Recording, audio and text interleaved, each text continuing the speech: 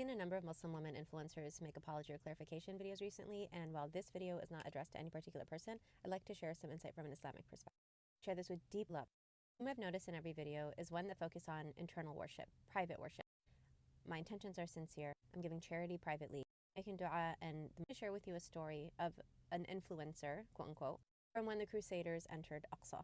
The Crusaders entered Jerusalem and they slaughtered everyone. A small group of refugees were able to escape and they made it to Syria. Al-Harawi, who was a scholar, was teaching and he saw them come into the masjid tattered, bloodied, and asked what happened. When he learned that the Crusaders had murdered Christians, Muslims, Jews, he went to local Muslim leadership and they did nothing. And so he actually went to Baghdad, made excuses not to see him, and so he thought strategy. How is he going to help his words go viral? Went into the masjid that he knew that the ruler was going to be listening to Jum'ah in.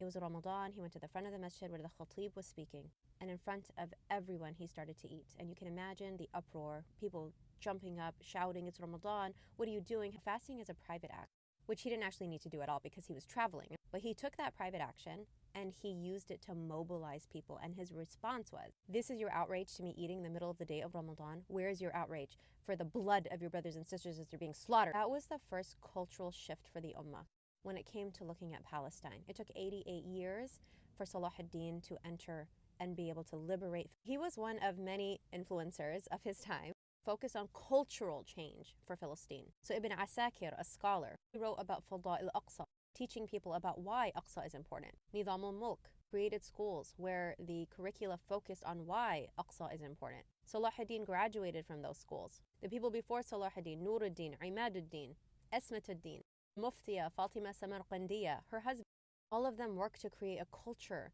of bringing back Aqsa. You know that influencers right now have helped completely shift public conversation on Palestine. Muslim influencers, you're the first of your kind. You're trying to navigate what it means to be an influencer, what it means to be a Muslim influencer. I want to invite you to consider yourself as a cultural shifter. In number one, the way that you navigate brand deals. Many of you have spoken about working with brands that were on the BDS list and not knowing. But let's look at before.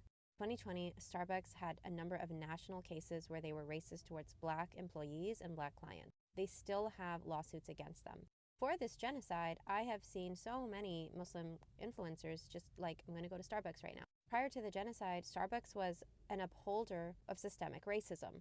Whether or not you were being paid by Starbucks, your consumption of Starbucks, you are a tool for a brand to make billions more. The liberation of Palestine is not just about Palestine.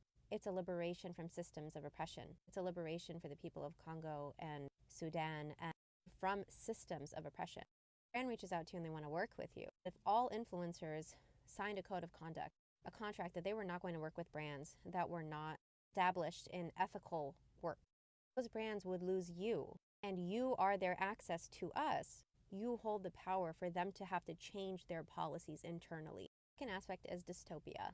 Many of us have said it feels so dystopian because we're going about our days and then on our phones, all we see are literally the brains of children splattered. We are either creators of dystopia or consumers of dystopia, or we are breaking a dystopia. When you regularly create content and there's no mention of genocide actively, what you're doing is creating a culture of dystopia. Because remember, there's no blueprint for what you're doing right now. So you are the blueprint for other people. Whether or not it is intentional, you are creating a culture of permission for other people to look towards you as a blueprint, see that you are successful, and then choose to continue not to be actively vocal on their own platforms because they're looking at the blueprint that gives them permission not to do so.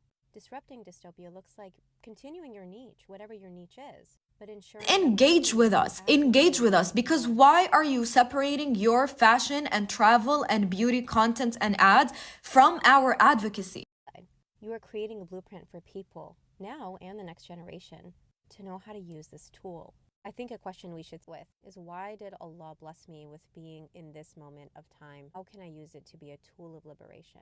For Palestine, for Sudan, for Congo, for the Uyghurs, for people everywhere, but also for our own selves.